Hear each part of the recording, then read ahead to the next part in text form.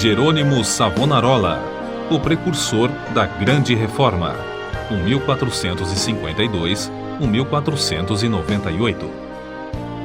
O povo de toda a Itália afluía em número sempre crescente a Florença. A famosa Catedral do Duomo não mais comportava as enormes multidões. O pregador Jerônimo Savonarola, abrasado com o fogo do Espírito Santo e sentindo a iminência do julgamento de Deus, trovejava contra o vício, o crime e a corrupção desenfreada na própria igreja. Como resultado, o povo abandonou a leitura das publicações torpes e mundanas para ler os sermões do ardente pregador.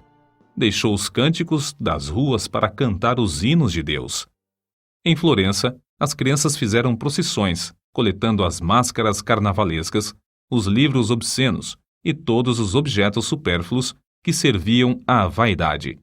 Com isso, formaram em praça pública uma pirâmide de 20 metros de altura e atearam-lhe fogo. Enquanto o monte ardia, o povo cantava hinos e os sinos da cidade dobravam em sinal de vitória. Se o ambiente político fosse o mesmo que depois veio a ser na Alemanha, o intrépido e devoto Jerônimo Savonarola teria sido o instrumento usado para iniciar a Grande Reforma em vez de Martinho Lutero. Apesar de tudo, Savonarola tornou-se um dos ousados e fiéis arautos que conduziram o povo à fonte pura e às verdades apostólicas registradas nas Sagradas Escrituras. Jerônimo era o terceiro dos 7 filhos da família. Nasceu de pais cultos e mundanos, mas de grande influência. Seu avô paterno era um famoso médico na corte do Duque de Ferrara, e os pais de Jerônimo planejavam que o filho ocupasse o lugar do avô. No colégio, era aluno esmerado, mas os estudos da filosofia de Platão e de Aristóteles deixaram-lhe a alma sequiosa. Foram, sem dúvida, os escritos de Tomás de Aquino que mais o influenciaram, a não ser as próprias escrituras, a entregar inteiramente o coração e a vida a Deus. Quando ainda menino, tinha o costume de orar, e ao crescer, o seu ardor em orar e jejuar aumentou. Passava horas seguidas em oração.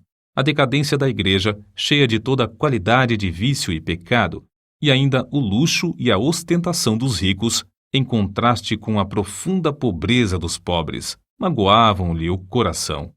Passava muito tempo sozinho nos campos e à beira do rio Pó, em contemplação perante Deus, ora cantando, ora chorando, conforme os sentimentos que lhe ardiam no peito. Quando ainda jovem, Deus começou a falar-lhe em visões. A oração era a sua grande consolação. Os degraus do altar, onde se prostrava horas a fio, ficavam repetidamente molhados de suas lágrimas. Houve um tempo em que Jerônimo começou a namorar certa moça florentina.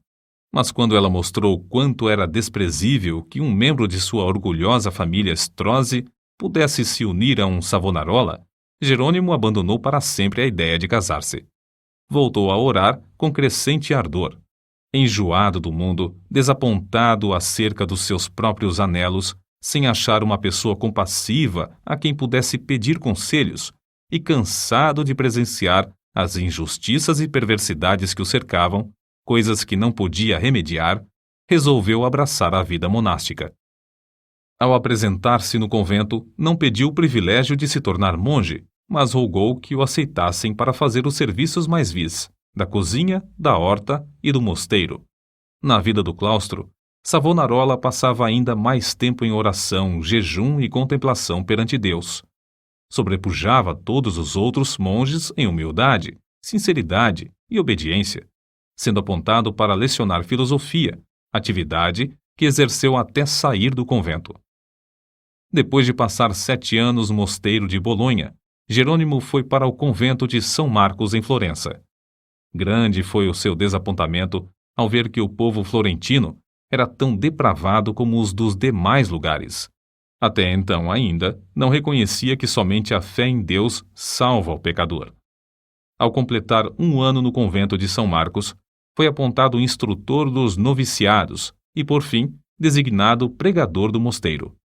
Apesar de ter ao seu dispor uma excelente biblioteca, Savonarola utilizava-se mais e mais da Bíblia como seu livro de instrução.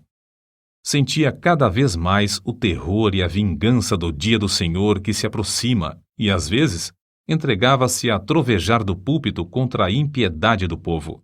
Eram tão poucos os que assistiam às suas pregações que Savonarola resolveu dedicar-se inteiramente à instrução dos noviciados. Contudo, como Moisés, não podia escapar à chamada de Deus. Certo dia, ao dirigir-se a uma feira, teve repentinamente uma visão dos céus abertos por onde passavam, perante seus olhos, todas as calamidades que sobrevirão à igreja. Então, lhe pareceu ouvir uma voz do céu ordenando-lhe anunciar aquelas coisas ao povo. Convicto de que a visão era do Senhor, começou novamente a pregar com voz de trovão.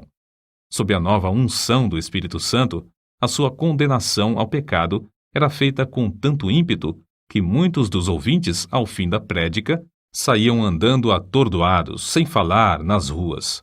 Era coisa comum, durante seus sermões, homens e mulheres de todas as idades e de todas as classes romperem em veemente choro. O ardor de Savonarola na oração aumentava dia após dia, e sua fé crescia na mesma proporção. Frequentemente, ao orar, caía em êxtase. Certa vez, enquanto sentado no púlpito, sobreveio-lhe uma visão durante a qual ficou imóvel por 5 horas. Nesse período, todos os presentes à igreja contemplaram o rosto do pregador brilhando. Em toda a parte onde Savonarola ministrava, seus sermões contra o pecado produziam profundo terror. Os homens mais cultos começaram então a assistir às pregações em Florença. Foi necessário realizar as reuniões na Duomo, onde continuou a pregar durante 8 anos. O povo se levantava à meia-noite e esperava na rua até a hora de abrir a catedral. O corrupto regente de Florença, Lorenzo Médici, experimentou todas as formas de abordagem, a bajulação, as peitas, as ameaças e os rogos, para induzir Savonarola a desistir de pregar contra o pecado, especialmente contra a perversidade do regente. Por fim, vendo que tudo era debalde, contratou o famoso pregador Frei Mariano para falar contra Savonarola. Frei Mariano pregou um sermão, mas, pelo fato de o povo não ter prestado atenção à sua eloquência e astúcia, ele não ousou continuar. A essa altura, Savonarola profetizou que Lorenzo, o Papa e o rei de Nápoles morreriam dentro de 1 ano, e assim sucedeu. Depois da morte de Lorenzo, Carlos VIII da França invadiu a Itália, e a influência de Savonarola aumentou ainda mais. O povo abandonou a literatura torpe e mundana para ler os sermões do famoso pregador. Os ricos socorriam os pobres em vez de oprimi-los. Foi nesse tempo que o povo fez a grande fogueira na Piazza da Florença e queimou grande quantidade de artigos usados para alimentar vícios e vaidade. Não cabia mais, na Grande Duomo, o seu imenso auditório. Contudo, o sucesso de Savonarola foi muito curto. O pregador foi ameaçado, excomungado e, por fim, no ano de 1498, por ordem do Papa, foi queimado em praça pública. Com as palavras "O Senhor sofreu tanto por mim", terminou a vida terrestre um dos maiores e mais dedicados mártires de todos os tempos. Apesar de continuar até a morte, sustentando muitos dos erros da Igreja Romana, ensinava que todos os que são realmente crentes estão na verdadeira Igreja. Alimentava continuamente a alma com a palavra de Deus. As margens das páginas da sua Bíblia estão cheias de notas escritas enquanto meditava nas Escrituras. Conhecia uma grande parte da Bíblia de cor e podia abrir o livro instantaneamente e achar qualquer texto. Passava noites inteiras em oração e recebia revelações, quando em êxtase ou por meio de visões. Seus livros sobre a humildade, a oração, o amor e outros temas continuam a exercer grande influência sobre os homens. Destruíram o corpo desse precursor da grande reforma, mas não puderam apagar as verdades que Deus, por seu intermédio, gravou no coração do povo.